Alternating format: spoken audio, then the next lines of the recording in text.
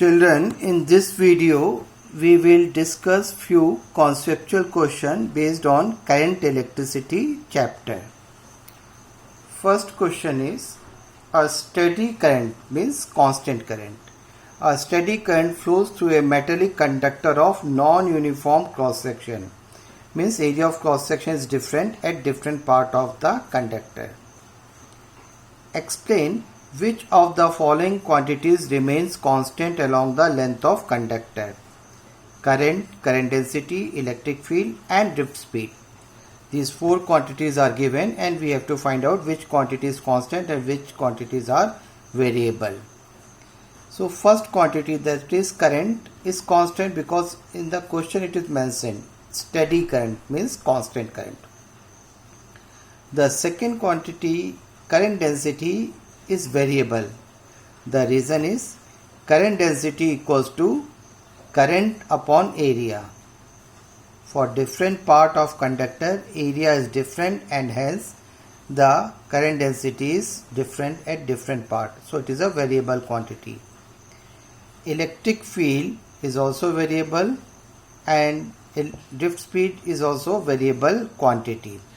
We can explain why the electric field and drift speed are variable with the help of this formula. Current density J equals to I upon A is variable and hence J, that is current density, is variable. Electric field E equals to V upon L and V is replaced with IR and then R is replaced with rho L upon A. So L get cancelled, E equals to I rho upon A, and since A is variable and hence E is also variable quantity. Electric field is variable. And then drift speed. As you know, drift speed I equals to NEAVD. I is the current, N is the number of electrons per unit volume, E is charge of electron, A is the area of cross section and VD is the drift speed, which is also known as drift velocity. Here I is constant, N is constant, E is constant, but A is variable. So VD is inversely proportional to A. Greater is the cross sectional area, smaller is the drift speed. So we can say drift speed is variable in this question. Now see this second question. A set of n identical resistors of value capital R each are connected in series and having effective resistance of X, and when they are connected in parallel the effective resistance is obtained as Y. Find the relation between R, X and Y. In this question we have n number of identical resistors. The value of each resistor is capital R, and when it is connected in series equivalent resistance comes X, and when they are connected in parallel the equivalent resistance comes Y. As you know, in series RS equals to N into R, but here RS is given as X, and in parallel RP equals to R upon N, and here RP is replaced with Y. So we get two equations as X equals to R into N and second equation as Y equals to R upon N. When we divide these two equations, when we multiply equation 1 and 2, this N get cancelled, and in LHS we have X into Y equals to R square, that is R equals to root over XY. A piece of copper and germanium are cooled down from room temperature to 100 Kelvin. What will happen to their conductivities? Copper is a metal, germanium is semiconductor, and they are cooled down from room temperature to 100 Kelvin. The room temperature is about 25 degrees Celsius, that is 398 Kelvin, and we are decreasing the temperature So in case of metallic conductor, resistance or resistivity decreases with rise in temperature and hence conductivity increases. It means as we cool down the copper or any metallic conductor, its conductivity increases. But in case of semiconductor, as we decrease the temperature, the conductivity also decreases, or you can say resistivity of the semiconductor material like germanium, silicon, etc. increases as it cools down.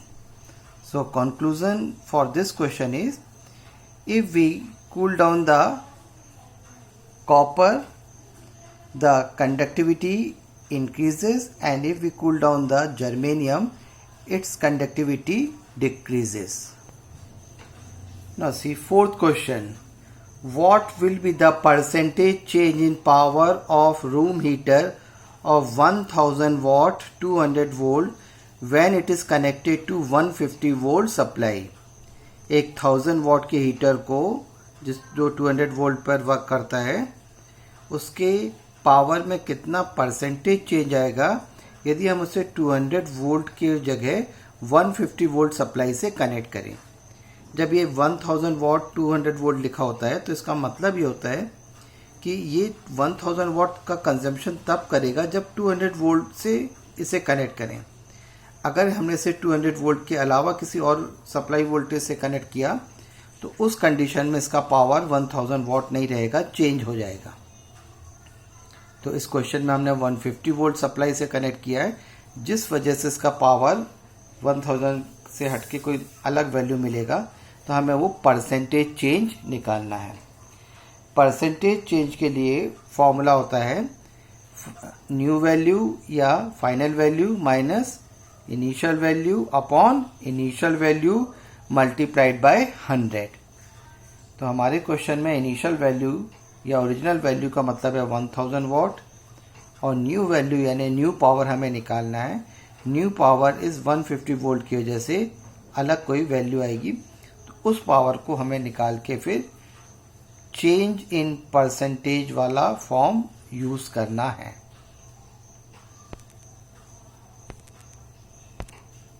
Power का हम लोग P equals to V square upon R formula use कर रहे हैं। कारण ये है कि P equals to I square R भी तो होता है या P equals to V I भी होता है, पर ये दो फॉर्मूले यहाँ पर अभी हम यूज़ नहीं कर रहे हैं, सेकेंड एंड थर्ड फॉर्म, केवल ये फर्स्ट फॉर्म यूज़ कर रहे हैं।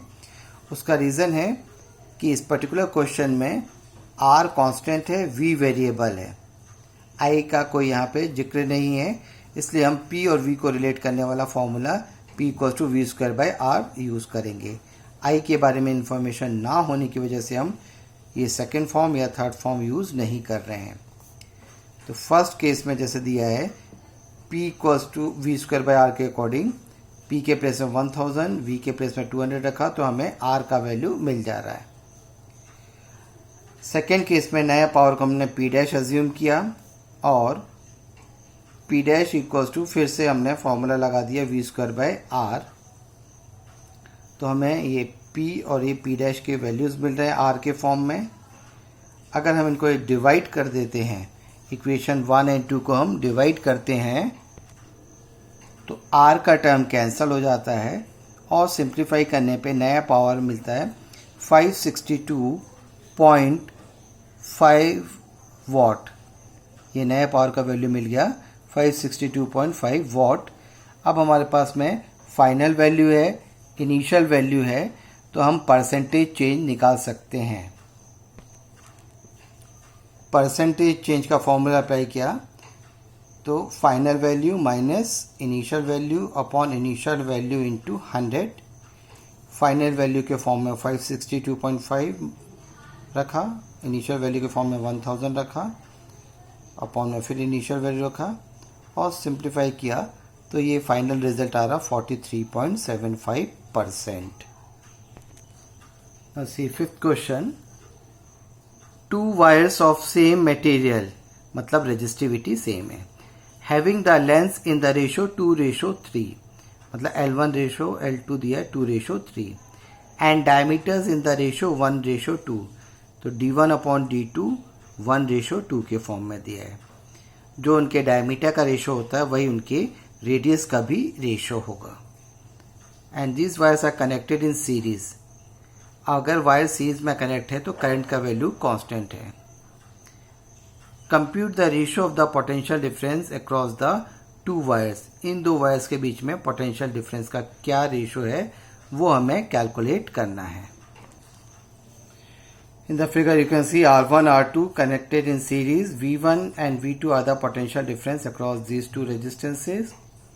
Since I is constant, so we can say V proportional R. That is V1/V2 equals to R1/R2. यानी उनके जो रेजिस्टेंस का रेशो होगा वही उनके पोटेंशियल डिफरेंस का भी रेशो होगा। बट रेजिस्टेंस के लिए हम फॉर्मूला यूज़ करेंगे ρL/A, और A को डायमीटर के फॉर्म में रिप्लेस करते तो πd²/4, तो ये 4 न्यूमेटर में चला जाता है। तो यहाँ पे अब हम R1 और R2 के वैल्यूज पुट कर रहे हैं, और इसे जब सिंप्लीफाई कर रहे हैं तो देखिए रो का टर्म कैंसिल हो रहा है, पाई का टर्म कैंसिल हो रहा है, केवल L1 L2 D2 D1 के फॉर्म में बच रहा है। क्वेश्चन में आपको L1 L2 2/3 के रेशो में दिया था और D1/D2 1:2 दिया था, और हमें यहाँ पे D2/D1 पुट करना है, तो उसे हम 2/1 के फॉर्म में पुट करते हैं, और ये स्क्वायर है तो 2 का स्क्वायर कर लिया। सिंप्लीफाई करने में V1 और V2 का रेशो आ रहा है 8:3। 6th क्वेश्चन देखिए, large number of free electrons are present in the metal, why there is no current in the conductor in absence of electric field. Electric field के absence में कोई current flow नहीं होता, जबकि बहुत ज़्यादा क्वांटिटी में फ्री इलेक्ट्रॉन्स अवेलेबल होते हैं। इसका रीज़न ये है कि ये free electrons at random direction में मूव करते हैं, और ड्रिफ्ट स्पीड या नेट वैल्यू एवरेज स्पीड इसमें 0 होती है, और इस वजह से इलेक्ट्रिक फील्ड के एब्सेंस में किसी भी कंडक्टर में करंट का वैल्यू 0 होगा। 7th क्वेश्चन पहले भी कर चुके हैं। The electron drift speed is very small but the current flows at the same instant when the circuit is switched on. Why. जो इलेक्ट्रॉन की ड्रिफ्ट स्पीड होती है बहुत स्मॉल होती है, करीब ये 10⁻⁻⁴ मीटर पर सेकेंड होती है, मतलब 1 सेकेंड में 0.1 मिलीमीटर चल पाता है। लेकिन जैसे ही हम स्विच ऑन करते हैं तुरंत ही बल्ब ग्लो करने लगता है या तुरंत ही करंट फ्लो हो जाता है। इसका रीज़न ये है कि उस कंडक्टर में, उस वायर में जितने भी इलेक्ट्रॉन्स हैं वो एक साथ मूव करते हैं, इस वजह से एक एंड से दूसरे एंड तक within no time current flow हो जाता है, और जो भी उसमें लैम्प बल्ब वगैरह कनेक्ट है वो ग्लो करने लगता है। तो इसका रीज़न ये है कि all the electrons move simultaneously as soon as we switched on the circuit, इसलिए तुरंत ही वहाँ पे करंट का फ्लो स्टार्ट हो जाता है। अब देखिए 8th question, student obtains the resistance of 3 ohm, 4 ohm, 12 ohm and 16 ohm using 2 resistors either separately or combined. What are the values of these 2 resistors? तो सबसे पहले तो हम इस क्वेश्चन का अच्छे से मीनिंग समझे।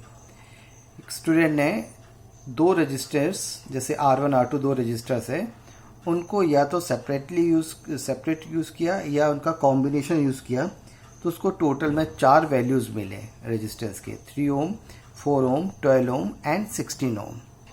हमें ये पता लगाना है कि इन 2 रजिस्टर्स के क्या वैल्यू होंगे।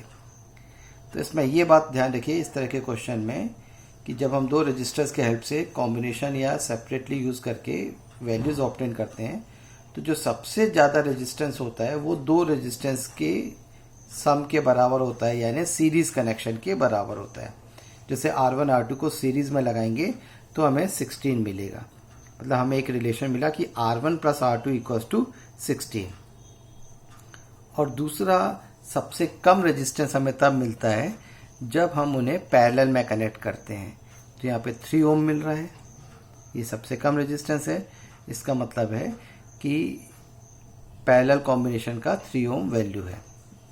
तो 2 को जब आपने सीरीज़ में यूज़ किया तो 12 मिला, 2 को जब आपने पैरेलल में यूज़ किया तो 3 मिला। तो बाकी जो 2 बचे रहेंगे वो आपको R1 R2 के वैल्यू को इंडिकेट करेंगे। इसमें से किसी भी एक को R1 और दूसरे को आप R2 ले सकते हैं। कोई आपको सॉल्यूशन की इसमें ज़रूरत नहीं है, डायरेक्ट आंसर किया जा सकता है। 9th question, a high voltage source must have sufficient high internal resistance. जो हाई वोल्टेज वाली बैटरी है या हाई वोल्टेज के सोर्स होते हैं उनका खुद का इंटरनल रेजिस्टेंस भी ज़्यादा होना चाहिए। वो इसलिए कि अगर उनका खुद का इंटरनल रेजिस्टेंस ज़्यादा नहीं है तो उसमें एक्सेस करंट फ्लो होगा और वो बैटरी जल्दी एग्जॉस्ट होके परमानेंटली डिस्ट्रॉय हो जाएगी, दोबारा फिर उसको रिचार्ज नहीं किया जा सकेगा। इसी तरह जो नेक्स्ट क्वेश्चन है इन दोनों को कंबाइन करके एक साथ एक्सप्लेन कर देंगे। फिर a low voltage supply must have low internal resistance why. जो कम वोल्टेज वाली बैटरी है या सिस्टम है उसका इंटरनल रेजिस्टेंस कम होना चाहिए, क्योंकि अगर उसका इंटरनल रेजिस्टेंस हाई रहा तो वो ज़्यादा करंट सफिशिएंट करंट सप्लाई नहीं कर पाएगा। मतलब ऑल टोटल में क्या कंडीशन है, अगर हाई वोल्टेज सोर्स है तो internal resistance should be sufficient high, और अगर लो वोल्टेज सोर्स है तो internal resistance should be sufficient low, ना बहुत ज़्यादा रेजिस्टेंस हो ना बहुत कम हो, मॉडरेट हो, ताकि वो सफिशिएंट करंट सप्लाई कर सके। दोनों क्वेश्चन का यही मीनिंग है। इसे आप इस फॉर्मूले से समझ सकते हैं कि I that is supply current equals to EMF minus terminal potential upon internal resistance, यानी I इनवर्सली प्रोपोर्शनल R। यहाँ देखिए I E और V का रिलेशन है R के फॉर्म में, I equals to E minus V upon R। तो अगर ये R का वैल्यू बहुत ज़्यादा हुआ तो I का वैल्यू बहुत स्मॉल हो जाएगा, और यदि R का वैल्यू बहुत कम हुआ तो भी I का वैल्यू बहुत ज़्यादा हो जाएगा। इसलिए अगर हाई वोल्टेज वाली बैटरी है यानी EMF ज़्यादा है तो स्मॉल r का वैल्यू भी सफिशिएंट हाई होना चाहिए ताकि एक्सेसिव करंट फ्लो ना हो, और यदि कम EMF वाली बैटरी है तो स्मॉल r का वैल्यू भी कम होना चाहिए ताकि सफिशिएंट करंट फ्लो हो। ये 9th और 10th क्वेश्चन का एक तरह से कंबाइंड आंसर है। It is 11th question, it is easier to start the car engine on warm day as compare to chilly day why. ये क्वेश्चन भी सेम पैटर्न का है, सेम लॉजिक का है।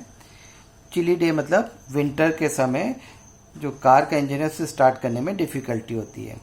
उसका रीज़न ये है कि विंटर में बैटरी का इंटरनल रेजिस्टेंस बढ़ जाता है, और इंटरनल रेजिस्टेंस बढ़ने से आई यानी सप्लाई करंट कम हो जाता है। इनसफिशिएंट करंट मिलने की वजह से कार का इंजन इजीली स्टार्ट नहीं होता विंटर सीजन में। सेम रीज़न है आई और आर वाला। जबकि समर सीजन में ज़्यादा टेम्परेचर होने से इलेक्ट्रोलाइट का रेजिस्टेंस कम हो जाता है, बैटरी का इंटरनल रेजिस्टेंस कम हो जाता है और वो सफिशिएंट करंट सप्लाई करता है। तो समर में हम इजीली कार को या टू व्हीलर को सेल्फ से स्टार्ट कर पाते हैं, लेकिन विंटर में आर का वैल्यू बढ़ने से आई का वैल्यू कम होता है और व्हीकल को स्टार्ट करने में डिफ़िकल्टी होती है।